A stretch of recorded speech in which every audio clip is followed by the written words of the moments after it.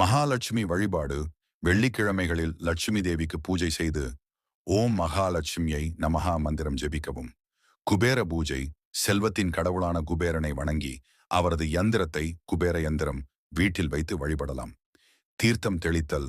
தினமும் காலை எழுந்தவுடன் வீட்டில் கங்கை தீர்த்தம் அல்லது குங்கும சம்பல் கலந்த நீரை தெளிக்கலாம். தீபம் ஏற்றுதல். காலை மாலை நெய் தீபம் அல்லது குங்கும சிமிழ் தீபம் ஏற்றுவது சிறப்பானது. இரண்டாம் வாஸ்து முறைகள்.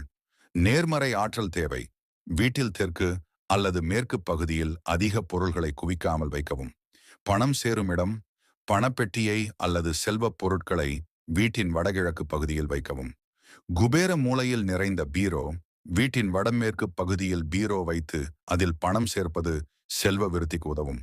நீரின் இடம். வீட்டில் குளியல் அறையில் நீர் ஒழுங்காக வடிந்து கொண்டே இருக்க வேண்டும். கசியும் குழாய்கள் செல்வ நஷ்டத்துக்கு காரணமாகலாம். மூன்றாவது சிக்கனமான செலவாடல். தேவையற்ற செலவுகளை தவிர்த்து வருமானத்தை திட்டமிட்டு செலவழிக்கவும். தானம் செய்வது. ஏழை மற்றும் தேவையுள்ளவர்களுக்கு உணவு, புது ஆடைகள், நன்கொடை வழங்குவது செல்வத்தை அதிகரிக்க உதவும். வீடு எப்போதும் தூய்மையாகவும் சீர்திருத்தமாகவும் இருக்க வேண்டும். இந்த முறைகளை பின்பற்றினால் வீட்டில் செல்வம் பெருகி இறை அருளும் கிடைக்கும். மேலும் இது போன்று பயனுள்ள தகவல் பெற கமெண்ட்ல சொல்லுங்க.